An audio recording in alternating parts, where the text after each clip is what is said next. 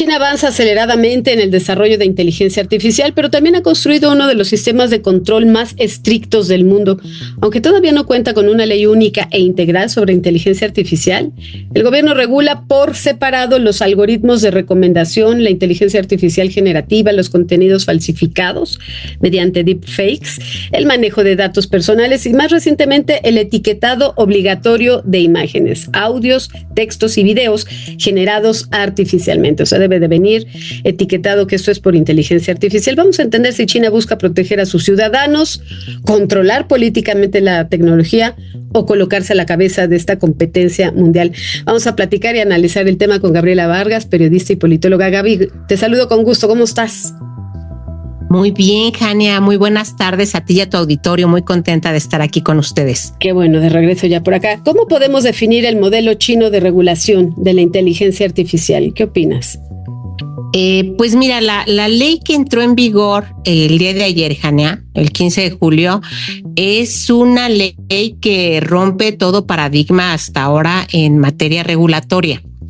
Es decir, el tema de la inteligencia artificial, por un tema de competitividad, hay que decirlo tal cual, se ha buscado evadir a nivel internacional. ¿Por qué? Porque se le ha dado prioridad a la evolución, a la tecnología, al crecimiento y a la expansión. Sin embargo, lo que sucedió con la regulación que está en este momento impulsando y que ya está en vigor en China, pone un punto en un tema central que, si bien se ha discutido, nadie había regulado y que es sumamente importante, y son los servicios de interacción antropomórfica y de dependencia emocional, Jania. ¿A qué me estoy refiriendo con esto? A esa capacidad que hoy por hoy tiene la IA para simular a las personas y además de generar esos avatares que les llaman, ¿no? Que activan una dependencia emocional con los usuarios. Uh-huh. Y esto es sumamente importante, Jania, porque cuando nace la inteligencia artificial y empezó la discusión de que se empezaban a vincular las personas buscando asesorías psicológicas, esto ha evolucionado de tal forma que ya la vinculación y la comunicación es muy estrecha a través de estos avatares o chatbots. En el caso de China, Jania, no es gratuita esta regulación.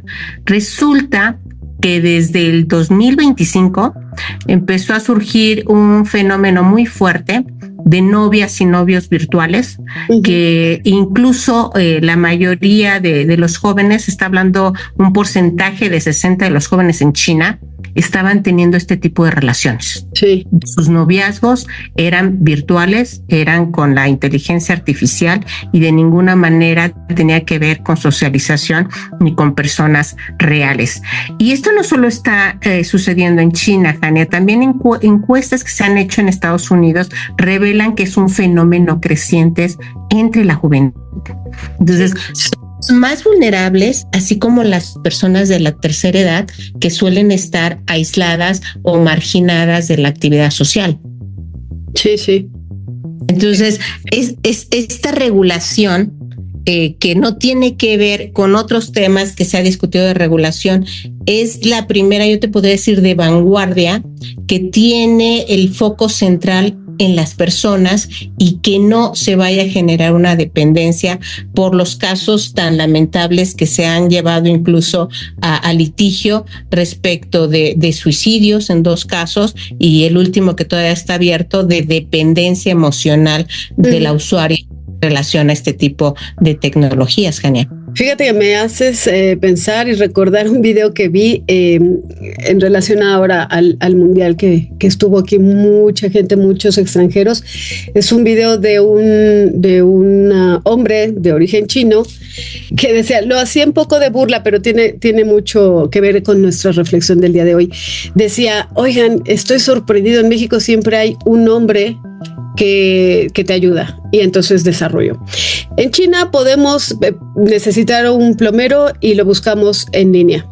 En México siempre hay el hombre que te ayuda. Yo tengo un amigo que te arregla la tubería. En China podemos buscar un libro y acá te dicen, yo te lo presto en México. En China podemos necesitar a un amigo y acá te dicen mi casa es tu casa y nosotros buscamos al amigo en internet. Y así fue, ejemplo por ejemplo, decía menos internet y más amigos, ¿no? Al hombre que te ayuda. Y es cierto, o sea, todavía hay países como el nuestro en donde hay alguien que te hace un bordado para el uniforme, hay alguien que es el que te va a ayudar a tapar un hoyo en la casa, el que te va a ayudar a colgar un foco, en fin, ¿no? Y en esta análisis que hacemos, pues estos países ya todo es virtual. Todo es virtual, hasta los amigos, como bien refieres, hasta las novias. Déjame preguntarte, esto nada más porque me hacías recordar este ejemplo, ¿no? Al final del día siempre habrá una persona que tenga que apretar el botón y es el que decidirá. China tiene ya esta ley integral de la que nos hablas. ¿Cómo es similar a la que ocurre o lo que ocurre en la Unión Europea? No, de hecho es mucho más estricta, es mucho más tajante, si me preguntas, porque el marco europeo da directrices generales en principios de derechos humanos, pero la regulación china advierte, sanciona y tiene instituciones, o sea, 5 instituciones especializadas para dar seguimiento al cumplimiento de esta norma.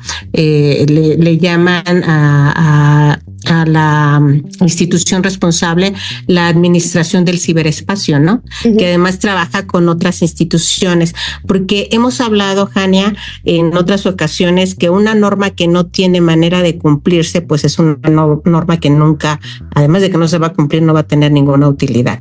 Uh-huh. Y sin embargo, esta norma viene acompañada de las instituciones que la van a aplicar y es muy clara en cuanto a las responsabilidades que tienen los proveedores, ¿sí? Porque estos se han escapado en repetidas ocasiones de sanciones, no asumen su responsabilidad en relación a las consecuencias de estos usos no supervisados. Y esta ley es directa, es prohibición de la manipulación afectiva. Incluso sus gigantes como es ahora ByteDance y Alibaba tuvieron que apagar esas aplicaciones, Jania, las tenían vigentes hasta hace 2 meses que se sabía que entraban en vigor el día de ayer. Apagaron definitivamente esas aplicaciones porque todavía no están preparados para cumplir con la regulación estricta que señala la ley. Y te pongo un ejemplo. La ley establece veto absoluto a parejas o familiares virtuales para menores de 14 años. Y debe haber medidas estrictas para su uso para adultos mayores de este tipo de inteligencia artificial, debido a que están potencialmente expuestos a la soledad y además a posibles manipulaciones por su propia vulnerabilidad. Pero además otra cosa bien importante, Jania, les dice a los proveedores obligación de transparencia. Su IA, la que generen, tiene la obligación, imagínate, tiene la obligación por ley de recordarle al usuario que está hablando con una máquina y no con un humano. Uh-huh. Y en un símil a las redes sociales debe de incluir un mecanismo que le llaman de bienestar digital, que tras 2 horas de conversación continua, el sistema debe lanzar una alerta al usuario para obligarle a descansar, es decir, a desconectarse, uh-huh. ¿no?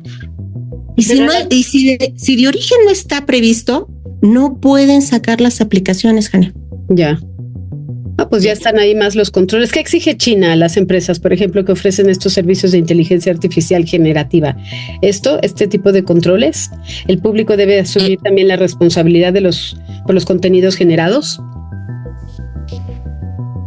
¿Los contenidos te refieres a qué contenidos? ¿De qué tipo? ¿De los avatares te refieres? ¿A los bots? Sí, y la información también que genera el usuario. Muy importante lo que acabas de mencionar. Todas estas conversaciones que se den entre los usuarios, las usuarias y los bots en comunicación de este tipo, que es más empática o emocional, no se puede guardar, Jania, porque si no se podría eventualmente entrenar a otras aplicaciones con esas conversaciones para hacer todavía mucho más personal dichas conversaciones. Entonces, una de las prohibiciones es que estos chats bajo ningún supuesto puedan resguardarse para entrenar a IA de manera que ésta se vuelva todavía más humana. Ok, ¿y hasta qué punto estas normas buscan proteger al usuario y hasta qué punto sirven para censurar? A mí me parece que esta sí no cabe en la censura. Creo que China tiene un problema, por supuesto, en cuanto a censura por su propio sistema y cómo lo reproduce y lo maneja y el control que tienen desde el propio Estado. Pero en este caso sí me parece, y hago la distinción, porque la importancia y el sustento de la ley está en que en que el usuario no asuma que la máquina es una persona. Como te decía al inicio, Jania, estamos hablando que los mayormente expuestos son los jóvenes, y estos jóvenes en muy pocos años van a ser los que van a estar tomando las decisiones políticas y sociales de todo el mundo. Entonces, si ya desde ahorita pierden la empatía, la interacción para tomar decisiones sobre la humanidad, pues realmente sí nos encontramos ante un gran riesgo.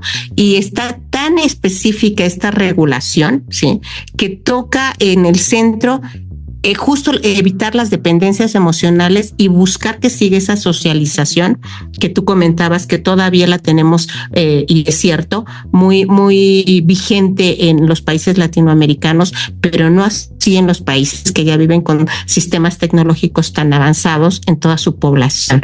Entonces, me parece que esta ley en particular sí es un acierto, porque está cuidando el tema de la humanidad. Podemos cuestionar otro tipo de regulaciones que vetan los contenidos y desinformación y demás, que no es el tema de ahorita, pero creo en mi visión, en lo personal, que atacar este tipo de situaciones que no están reguladas y que es la primera vez que existe una regulación dirigida, Jania, y dirigida a un aspecto crucial como es el de la interacción y la prevalencia de la humanidad y el control de la humanidad sobre la tecnología. Yo creo que nadie duda hoy por hoy toda la benevolencia que puede tener el uso adecuado de la inteligencia artificial, como está dando cuenta en sus aplicaciones, pero también tener presente los riesgos que conlleva que se asuma como un sustituto potencial del propio ser humano, porque la mente no distingue ante un uso prorrogado de ella. Sí me parece que es muy acertado que por primera vez exista una regulación en aras de prevenir los lamentables sucesos que ya hemos vivido de jóvenes que han incluido, que incluso fueron asesorados por la propia inteligencia y se quitaron la vida, ¿no? Bueno, pues ahí está. No solamente la pregunta será si este sistema es eficaz para controlar los riesgos de la inteligencia artificial, sino hasta dónde puede llegar la vigilancia estatal sin vulnerar la libertad de expresión, la privacidad y el derecho de los ciudadanos a recibir información y, por supuesto, respetar los derechos humanos. Gabriela Vargas, muchísimas gracias por acompañarnos. Un enorme gusto, Jania. Un abrazo a ti y a tu auditorio, como siempre. Muchísimas gracias. Va de regreso.